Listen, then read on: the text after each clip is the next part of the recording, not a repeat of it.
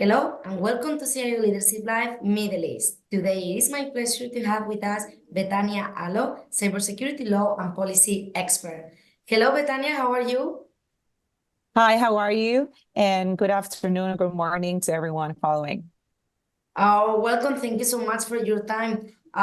It's really a pleasure to have you today with us, Betania. Actually, you and me met in JISEC, the largest cybersecurity event taking place in Dubai and the biggest one in the Middle East. So I'm sure you have a lot of things to share with us. But first of all, let us know a little bit more about you. Who is Betania? Thank you so much. Again, it's my pleasure to be speaking with you. It's true that we met last year in a big conference among a lot of expert women in cybersecurity. So it is my pleasure really to have this opportunity to chat with you. So yeah, who is Betania? I am a lawyer by training.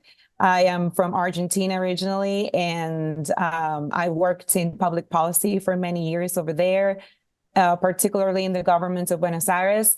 And my interest in policy took me to study international relations in the US and at Harvard, and I specialized in international security. There, I got increasingly interested in technology from a more of a hands-on kind of perspective. And I decided to specialize in cybersecurity, in the connection between law, policy, and technology. So I saw like huge gaps over there that I wanted to explore more, like innovators and regulators that spoke different languages and couldn't kind of get along. So I wanted to kind of bridge that. And that's what I've been doing in different sectors. I've worked in a little bit in the private sector in New York in a tech company, in a more like an executive role. And then I had the huge honor to serve at the United Nations in New York City as well.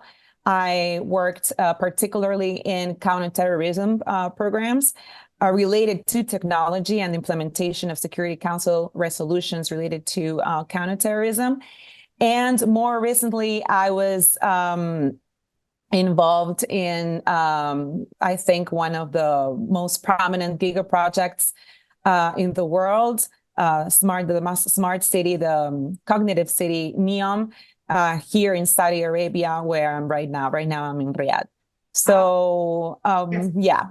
No, I was going to mention that before coming to the region, you were working at United Nations based in New York City. But what made you turn to Saudi Arabia? What is the power you saw on Neon? Well, that's a great question. So, like, picture this, right? Like, I had like this career in New York City at the UN with such like feeling I had such a huge impact in my work. I was right in the heart of the global tech scene and very much involved with the tech industry, attending conferences as a panelist, as a speaker, as an attendee. That's how we met as well. That was really amazing. I was working alongside some of the brightest minds in the world in tackling international challenges. But really, when I came to Saudi Arabia for the first time for Black Hat around 2 years ago, really I got like the opportunity to um, dive headfirst into the future. If you know what I mean, I saw such a fertile ground for opportunity, for innovation, for I could see the future unfolding before my eyes, and in all this, in everything that has to do with the Vision 2030. So for me, Saudi Arabia was when, people say, oh, it would have been great to see Dubai 20 years ago and no one was looking. Well, I think that Riyadh, Saudi Arabia in general, with so many giga projects going on, and the diversification of the economy and everything that's happening is a little bit of that. So I think that's fascinating. And honestly, in NEOM, I had the opportunity to work alongside great folks in the generation of what is going to be one of the first urban centers with such characteristics. It's been an amazing journey, honestly, seeing cybersecurity from a truly global perspective. And I think that, every region has its unique challenges and approaches, and that's what keeps things interesting. Don't get me wrong, like the UN was an amazing experience. It was incredible. It was very difficult to make this decision. But, we were working on such groundbreaking initiatives.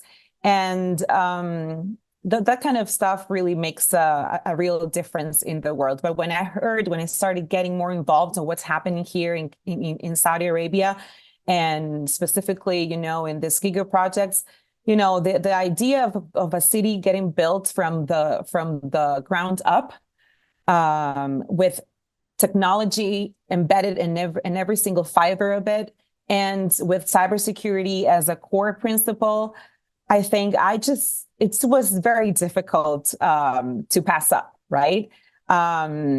So I got to see the impact of my work firsthand. And I think that when you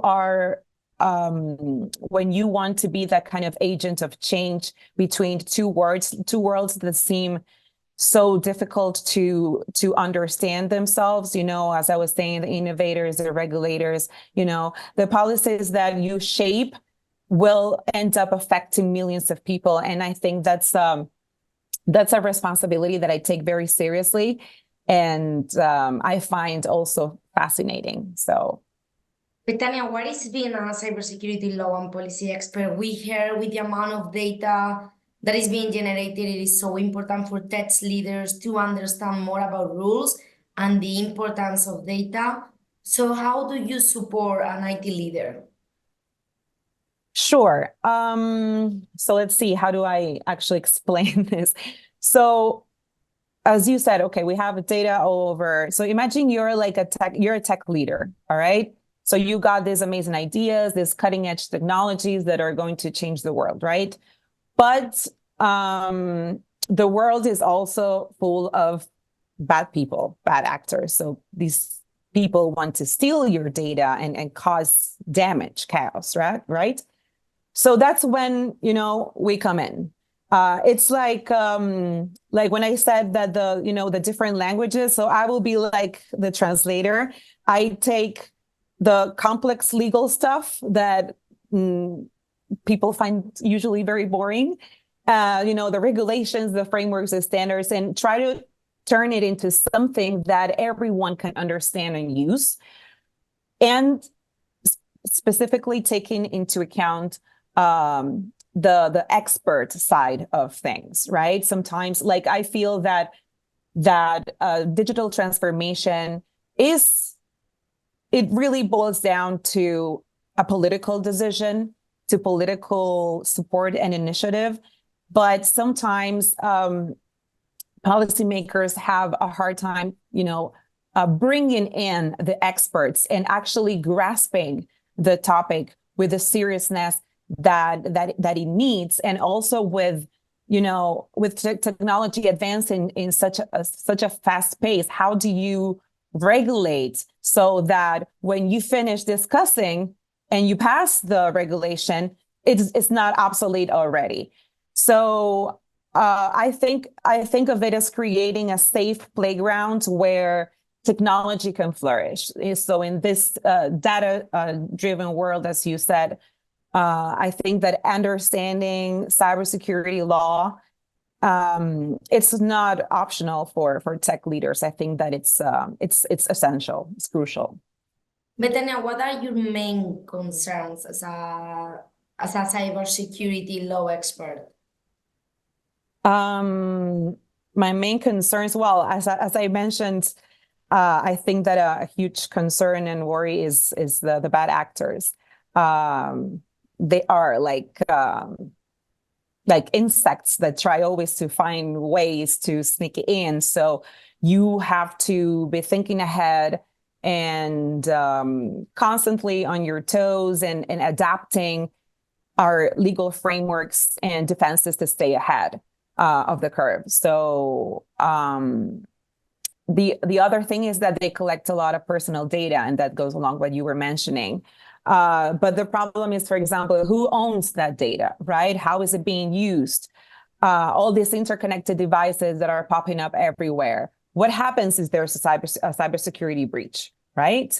So all these questions we need to answer, and we need to answer them fast.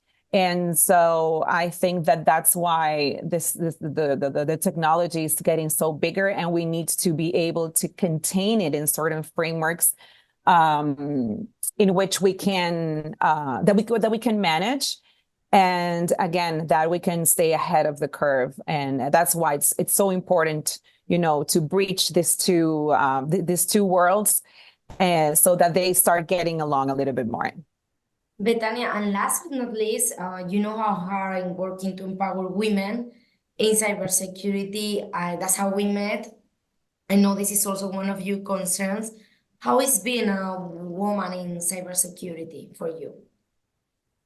Well, so as you know, as I mentioned, I had a non-traditional path to cybersecurity, a non-traditional path to technology. I learned how to code as a well-grown adult.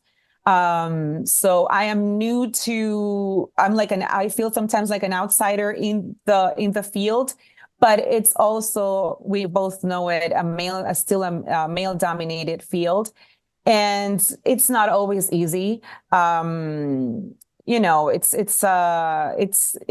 feels like a boys' club sometimes, still, especially when in practice. That's something that usually in conferences there is more exposure of women. They are producers and organizers.